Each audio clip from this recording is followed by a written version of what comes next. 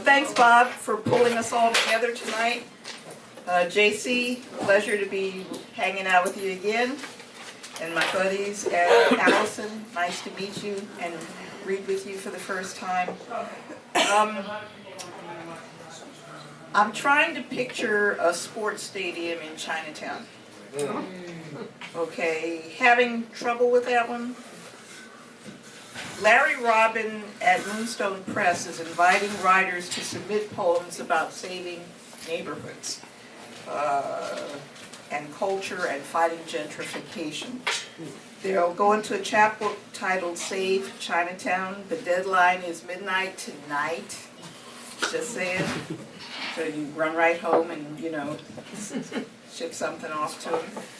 I'm going to open with a poem about Chinatown's fight for survival that I wrote some years ago. It's a form called a rondeau, and it's called Gold Bum Rush. In Chinatown, when hunting gold, the suits rode through, careened, cajoled, bulled round our reservations in the tradition of Americans, and claimed our land. Soon dozers rolled, choked our village in a stranglehold. We summoned the warrior chi of old, roused lion and dragon to battle again in Chinatown. What song the dirge bells might have told without rapt resistance from the bold, a warning by every citizen of the people's right to self-determine, not the stymied suits we buffaloed at Chinatown.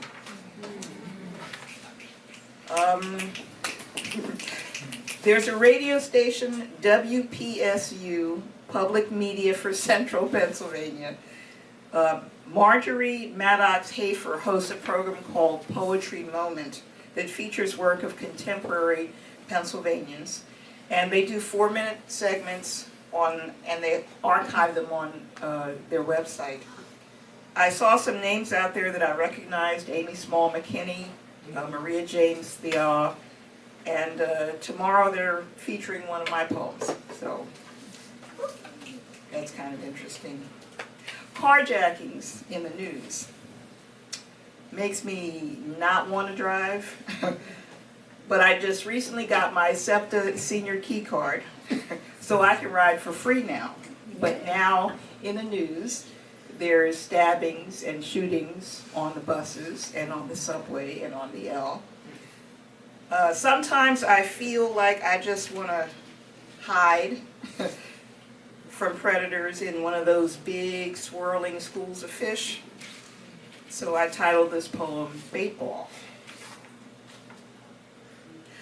You want to believe the mantra, there's safety in numbers, but some count a bomb in a backpack as affirmative action by equal opportunity deployment.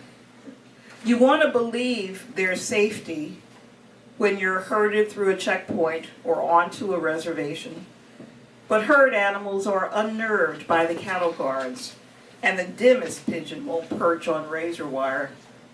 We're mostly little fish, counting on our numbers to go up. But the elevator's down and the census taker is tired. So we close ranks into this whirling ball. But with 90 seconds till closing on the doomsday clock, it's all bait and switch, feeding us a line. We're buying time, swimming for our lives, dodging phishing scammers, data breachers, fishy telemarketers with dolphin smiles, shark keen robocallers, Moby Dicks. The net effect, you want to believe in war games, friendly fire, shining seas, purple mountain majesties, resurrection, that something shredded can be made great again. And with all those red herrings swallowed whole, that frenzied, feckless sphere of flailing fish in the comforting social security of a bait ball.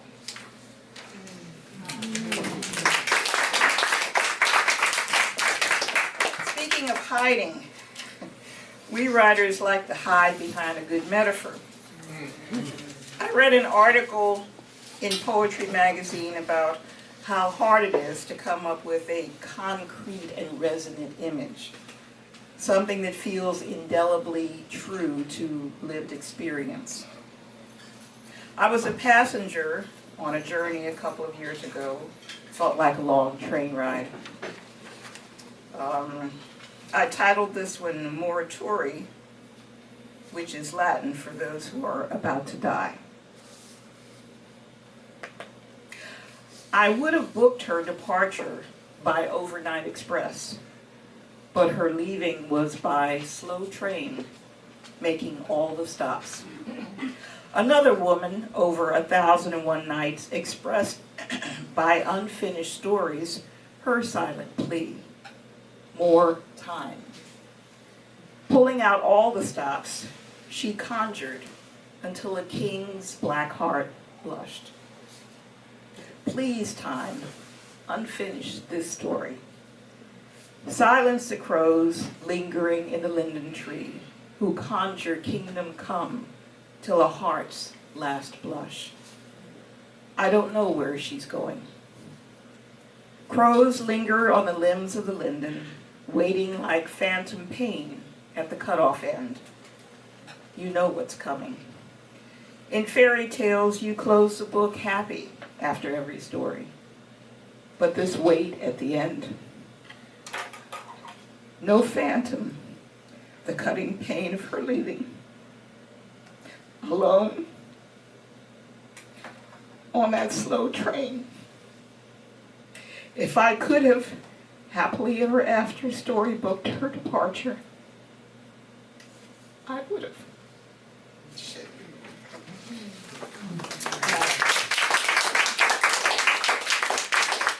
And on the subject of lived experience, this one is from a story that somebody told me, a good friend. She told me about her growing up, and I call this one Life Story, Trick Or. My dad is not my dad, and he knew that.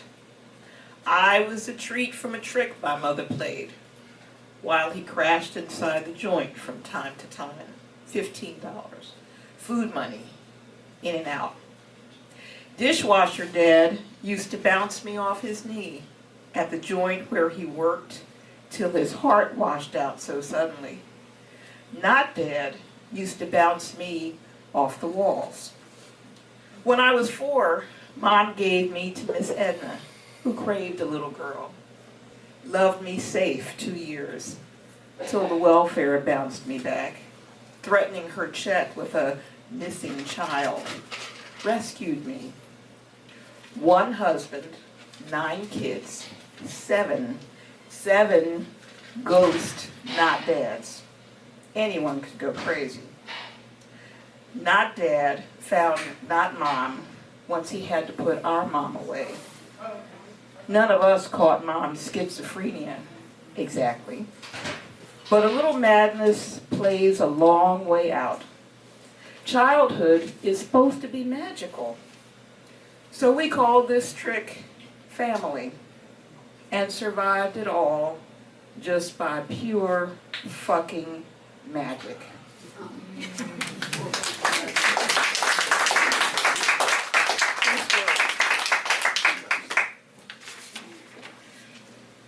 I'm going to change up a little bit. I'm going to do something different tonight. A few years ago, I read about a screenplay competition for Sundance.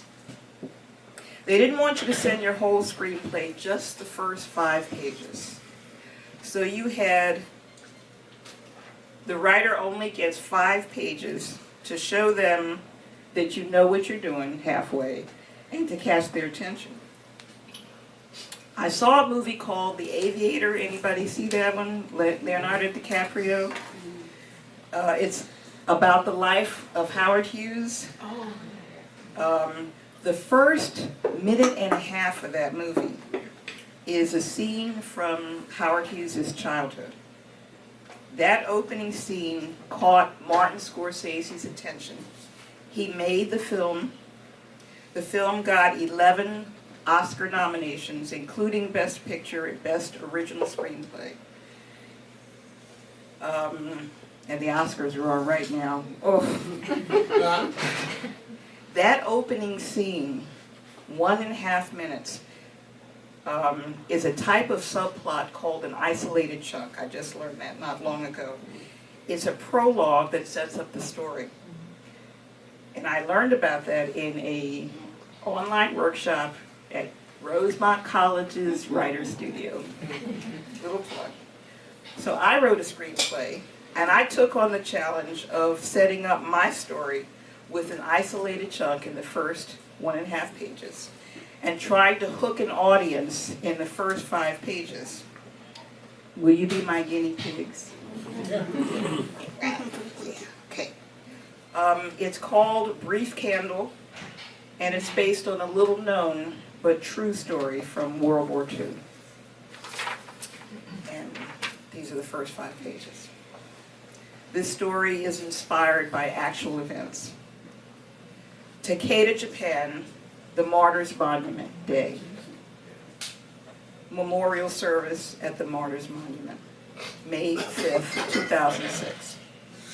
Standing before the stone cenotaph, flickering with candles, a Buddhist monk intones prayers while striking a gong. A sparse sprinkling of elderly persons watches in silence. At the back, a tense Hikaru Nakamura, 83, whispers a chant as she counts through the strung beads of a long mala.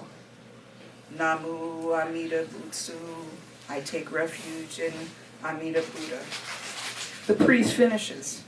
As the group turns to leave, Hikaru glimpses the face of an old man that seems distantly familiar, but one not seen for decades. For a moment, he locks her gaze, then moves away faster than his advanced years would have suggested possible. She stares after him, wrestling with a distant memory. A crow alights on a bush nearby. Its glare pierces her like a wordless accusation.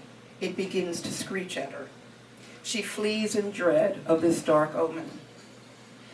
At her home later, on the sofa in her small apartment's living room, Hikaru leafs agitatedly through a photo album. She freezes on one page, then removes the black and white photo for closer study.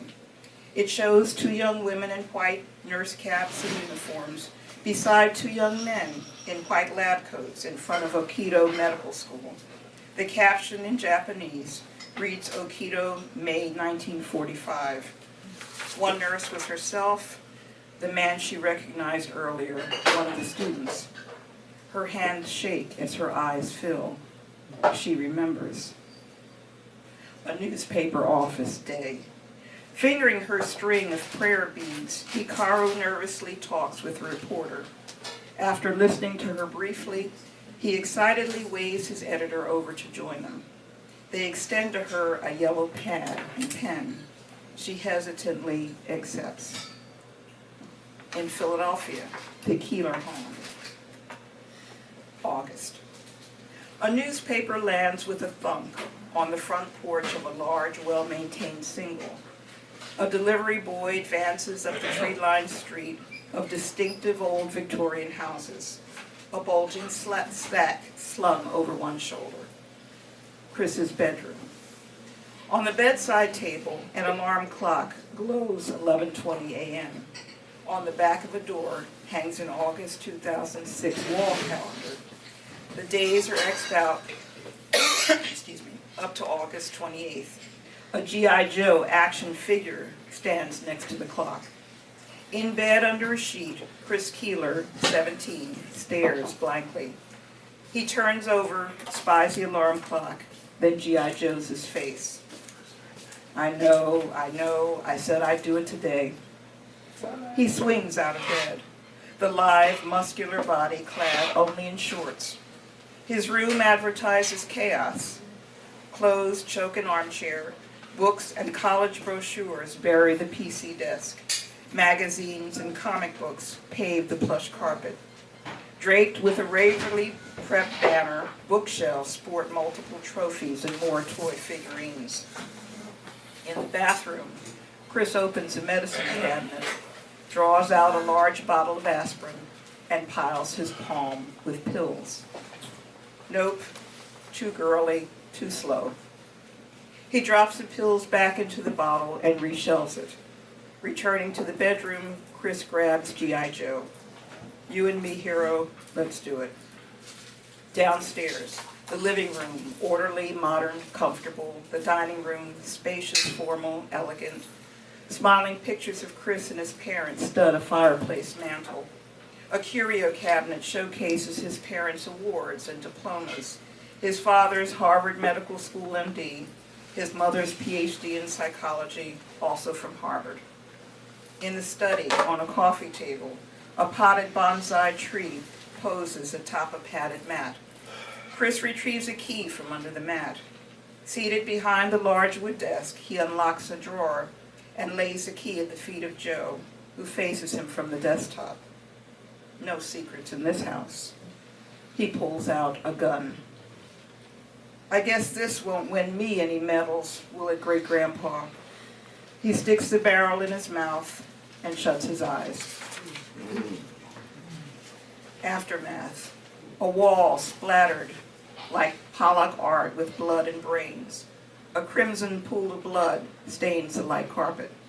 Police cars parked outside. Lights flash, radios blare. A bagged body on a gurney being wheeled into an ambulance. Above the bag, neighbors gawk. Chris's parents cry. The doorbell rings. Chris opens his eyes. He removes the gun from his mouth, replaces it in the drawer, locks it back up. The bell rings again. He returns the key to his hideout. Chris to G.I. Joe. Mom's clean rugs, saved by the bell.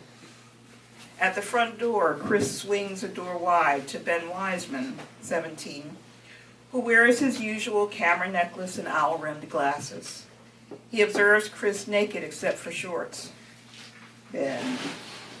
Well, are you ready for your close-up, Mr. DeMille? He snaps Chris and waves him back. Let's not give the neighbors too much excitement today, huh, stud? You forget we were going bike riding, Chris? Ben rushes past him into the house. Chris closes the door. Dude, we gotta savor these last few days. Next week, everything changes. We're seniors, top of the food chain. Got any OJ? I'm melting. In the kitchen, Chris sits impassively at the counter. Ben familiarly raids the fridge, grabs a jug of juice. Fetching 2 glasses from a cabinet, he fills them and extends one to Chris, who receives it leadenly. Clicking the glass, here's looking at you, kid. Ben gulps. Chris just eyeballs his glass. Returning the drink to the fridge, on the door, Ben spots a magnet emblazoned Harvard Medical School. Securing a sheet of paper labeled Chris's to-do list, he pulls both off, offers them to Chris. Sweet, you've got a honey-do list. Chris launches his juice glass at a wall, pounds the counter with a fist. Ben scrutinizes him over his spectacles. So we've hit a wall, have we?